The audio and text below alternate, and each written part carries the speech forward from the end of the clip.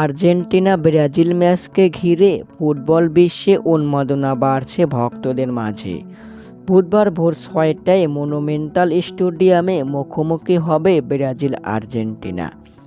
আর্জেন্টিনার বিপক্ষে একাদশে ৬ পরিবর্তন নিয়ে মাঠে নামছে ব্রাজিল।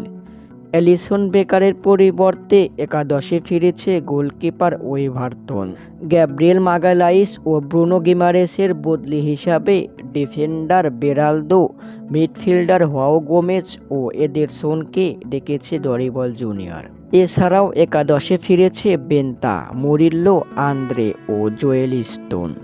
কলম্বিয়ার বিপক্ষে ভ্যান্ডারসন ও রদ্রিগোর জায়গায় বদলি হিসাবে নামা ওয়েসলি ফ্রাঙ্কা ও সাভানিওকেও একাদশে খেলাতে পারেন দরিবল জুনিয়র।